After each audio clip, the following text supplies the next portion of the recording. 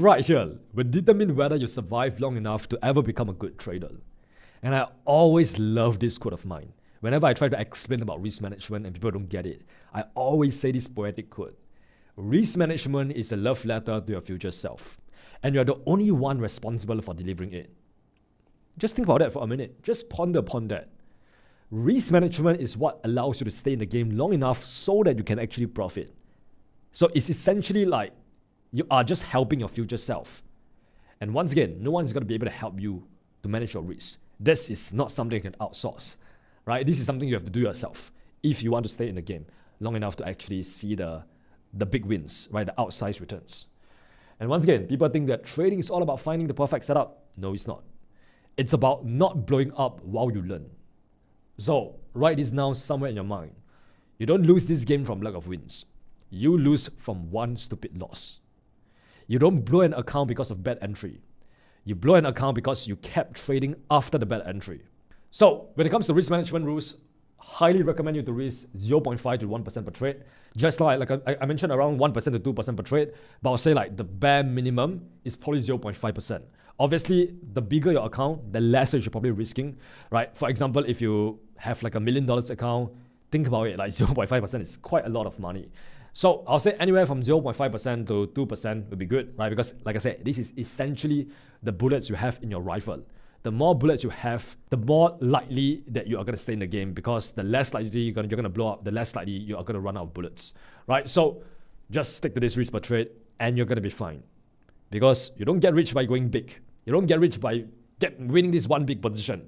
You get rich by staying consistent. And once again, I don't care how confident you feel. Confidence is not a strategy. Risk is. One losing day shouldn't destroy your month. One losing month shouldn't destroy your trading career. If it does, then my friend, you are risking way too much on each trade. You're over leveraging. Which brings me to the next little mistake. Avoid 20x leverage addiction. And I think I got a very good explanation for this. Leverage is like alcohol. A little can help you loosen up, socialize, have fun. But too much can allow you to wake up broke and confused. Been there, done that. And the thing about crypto is that it gives you these insane leverages, like 50x leverage, 100x leverage on your perpetual futures. Why? Have you ever sit there and talk about why? Well, it's because the exchange want you to blow up. When you blow up, they make money.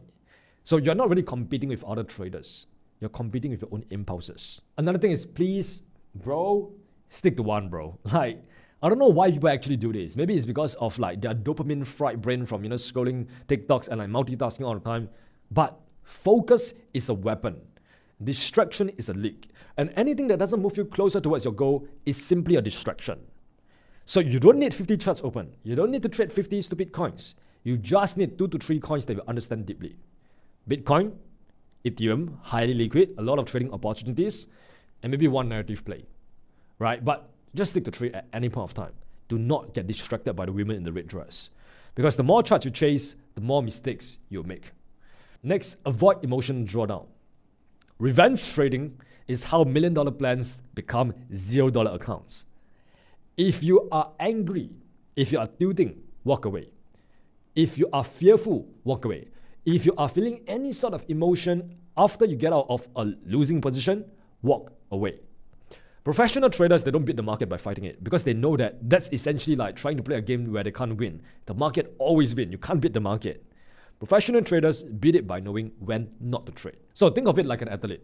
When you're tired, you know that you're not going to perform your best, then don't perform.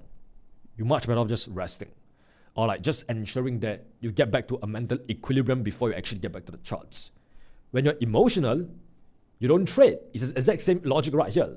Because when you're emotional, you're prone to make bad decisions, which automatically means that you're going to get outcomes which you do not want to get, which means losses. And then you're going to get frustrated because of the fact that you were emotional in the first place. And then you're going to take a bad trade just so that you can actually offset the loss that you just incurred. And you're going to lose another trade. And then you're stuck in this like vicious cycle until eventually your account go to zero.